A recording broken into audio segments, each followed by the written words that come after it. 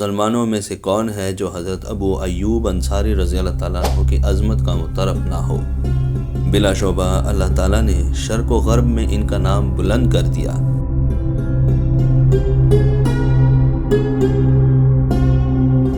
اور انہیں یہ اعزاز بھی حاصل ہے کہ ہجرت کر کے حضور صلی اللہ علیہ وآلہ وسلم مدینہ منورہ پہنچے تو عارضی رہائش کے لیے انہی کے گھر کو منتخب کیا گیا۔ تب نبی کریم صلی اللہ علیہ وآلہ وسلم مدینہ منورہ پہنچے تو اہالیان مدینہ آپ کے ساتھ بڑی محبت سے پیش آئے۔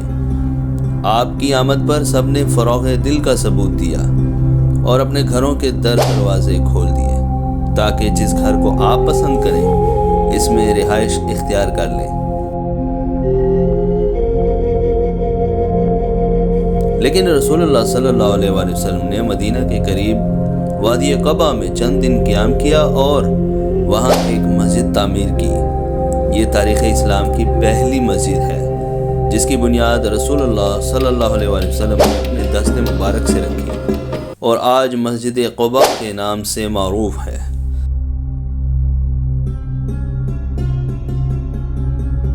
آپ صلی اللہ علیہ وآلہ وسلم نے مدینہ منورہ کا رخ کیا۔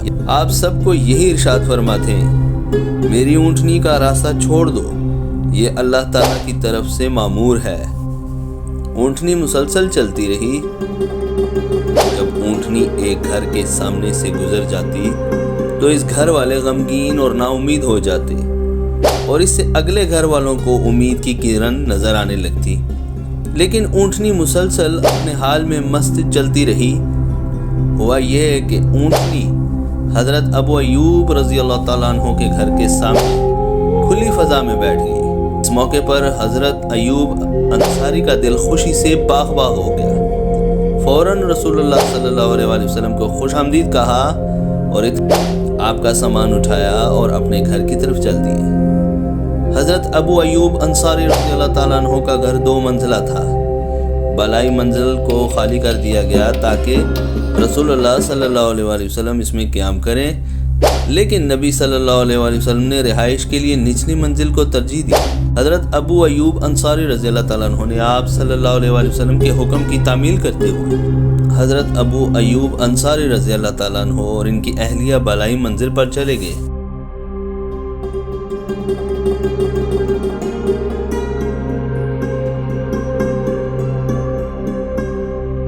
لیکن فوراً خیال آیا کہ افسوس، ہم یہ کیا کر بیٹھے، کیا ہمارے آقا رسول اللہ صلی اللہ علیہ وآلہ وسلم نیچے آرام کریں گے اور ہم اوپر؟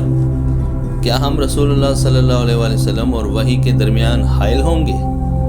یہ تو آپ کی خدمت اقدس میں گستاخی ہے۔ دونوں میاں بیوی انتہائی حیران و پریشان تھے، کچھ سجائی نہ دیتا تھا کہ اب کیا کریں۔ پریشانی کے عالم میں دیوار کے ساتھ لگ کر بیٹھے اور اس بات کا خیال رکھا کہ وہ کمرے کے درمیان نہ چلے۔ جب صبح ہوئی تو حضرت ابو ایوب انصاری نے نبی کریم صلی اللہ علیہ وآلہ وسلم کی خدمت میں عرض کی، یا رسول اللہ، بخدا آج رات ہم دونوں رات بھر جاگتے رہے، ایک لمحہ بھی نہ سو سکے۔ آپ صلی اللہ علیہ وآلہ وسلم نے دریافت کیا، کیوں؟ عرض کی، ہمارے دلوں میں احساس پیدا ہوا کہ ہم چھت کے اوپر ہیں اور آپ نیچے تشریف فرما ہیں۔ ہم دیوار کے ساتھ چمٹ کر بیٹھے کہ اگر ہم چھت پر چلیں گے تو چھت کی مٹی آپ پر پڑے گی جو آپ کو ناگوار گزرے گی، اور دوسری بات یہ کہ ہم آپ اور وحی کے درمیان حائل ہو گئے ہیں۔ یہ باتیں سن کر رسول اللہ صلی اللہ علیہ وآلہ وسلم نے ارشاد فرمایا، اے ابو ایوب، غم نہ کرو، نیچے رہنا میرے لیے آرام دہ ہے، کیونکہ ملاقات کے غرض سے کثرت سے لوگوں کی آمد و رفت ہے۔ حضرت ابو ایوب، ہم نے رسول اللہ صلی اللہ علیہ وآلہ وسلم کا حکم مان لیا، لیکن ایک خنک رات میں ہمارا مٹکا ٹوٹ گیا اور پانی چھت پر بہہ گیا۔